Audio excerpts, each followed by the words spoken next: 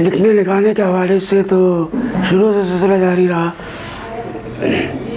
اور ترقی پسند تحریک کا نام بھی سنتے رہے۔ اس حوالے سے عصمت چغتائی، کرشن چندر، رام لال، منٹو وغیرہ سب کو پڑھا، اور انہوں نے عوام کے بنیادی مسائل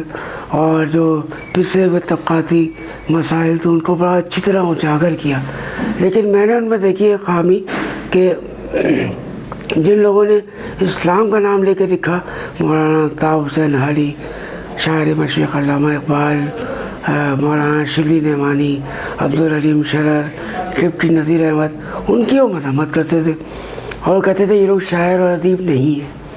جبکہ جن لوگوں کی مذمت کرتے تھے انہوں نے کبھی ترقی پسند لوگوں کو برا نہیں کہا۔ اس لیے میرا مسلک یہ ہے کہ ادیب و شاعر ہوتا ہے، نہ ترقی پسند ہوتا ہے نہ رجت پسند ہوتا ہے۔ جو معاشرے کی اصلاح کے لیے اٹھے یا اسلام کا نام لے کے اٹھے ان کو رجت پسند کہتے تھے، تنگ نظر کہتے تھے۔ حالانکہ میرے خیال میں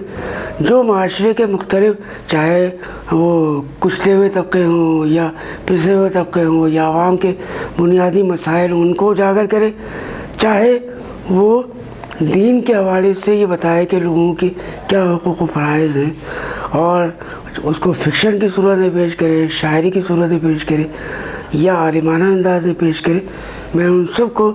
ادیب و شاعر سمجھتا ہوں اور ان سب کی قدر کرتا ہوں۔ اسی حوالے سے دینی حوالہ اگر دیکھا جائے تو اسلام کے حوالے سے میرا کوئی مسلک نہیں ہے۔ میں حنفی مسلمان ہوں الحمدللہ، لیکن بریلوی، دیوبندی،